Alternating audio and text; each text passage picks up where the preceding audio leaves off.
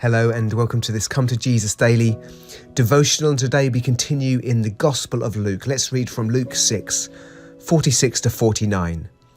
Why do you call me Lord, Lord, and do not do what I say? As for everyone who comes to me and hears my words and puts them into practice, I will show you what they are like. They're like a man building a house who dug down deep and laid the foundation on rock. When a flood came, the torrent struck that house, but could not shake it, because it was well built. But the one who hears my words and does not put them into practice is like a man who built a house on the ground without a foundation. The moment the torrent struck that house, it collapsed, and its destruction was complete. Today's lesson. A major storm that we face are demonic in origin, and we must learn to expect, discern, persevere in, and overcome demonic assaults. Let's say that again. A major storm that we face are demonic in origin, and we must learn to expect, discern, persevere in, and overcome demonic assaults. Jesus has promised that we will experience various kinds of storms, and it's so important, therefore, that we are prepared before these hit us. I like Jim Rohn's saying, when it's raining, it's too late to fix the roof. But when it's sunny, you don't need to. The storms of which this passage speaks are many and varied, and one really important area is that of spiritual storms or demonic attacks. The devil and his hordes are always at work, but we will experience particular moments of viciousness in our lives. For example, if you remember back at the beginning of this gospel in Luke chapter 4, we read of Jesus being led by the Spirit into the wilderness to be tempted by the devil for 40 days, and how he overcame him with the word of God, which is a great example to us, and ultimately how we overcome demonic attack.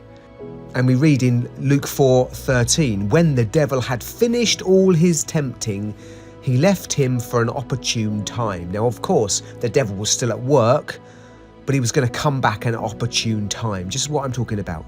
Storms, spiritual storms. Ephesians 6:13 says, therefore, put on the full armour of God so that when the day of evil comes, you may be able to stand your ground, and after you have done everything to stand firm. Then it goes on to talk about the armour of God.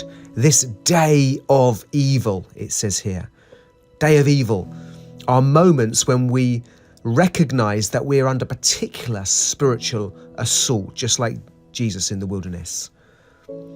And the ESV Study Bible puts it like this. Paul identifies this whole age as evil days, yet the outbreak of satanic onslaught against Christ's people ebbs and flows throughout this era until the final day when the Lord of hosts will return in power and glory. Martin Lloyd-Jones preached a great series which turned into his book on spiritual warfare about Ephesians 6. And to quote him, he wrote this, it's my belief, as I have tried to show in my expositions of the apostles' warnings, that the modern world, and especially the history of the present century, that was the 20th century at the time, can only be understood in terms of the unusual activity of the devil and principalities and powers of darkness. Indeed, I suggest that a belief in a personal devil and demon activities is the touchstone by which one can most easily test any profession of Christian faith today. I make no apology, he continues, therefore, for having considered the matter in such detail. It is essential for successful living of the Christian life. Do you hear what Martin Lloyd-Jones is saying there? It's successful for living the Christian life. And he goes on, and for peace and happiness and joy of the individual Christian.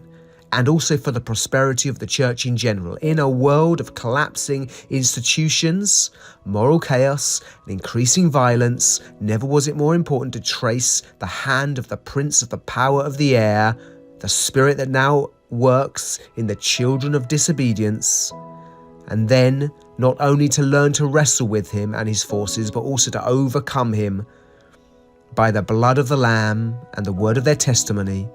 If we cannot discern the chief cause of our ills, how can we hope to cure them? End quote.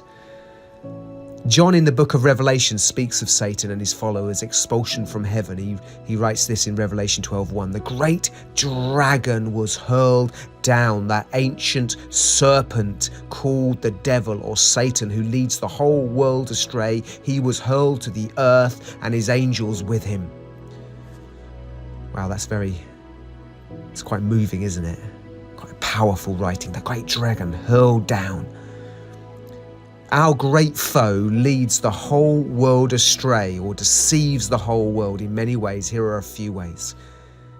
This great dragon deceives the world and us, if he can, through false teaching and undermining biblical truth. Secondly, temptation to sexual sin and other sins which bring destruction in church and society. Thirdly, he assaults the mind with accusations directed at God and accusations of oneself. Fourthly, he assaults the mind in order to amplify and exacerbate divisions in the church and society. And I could go on, couldn't I? He's bringing destruction, this great dragon.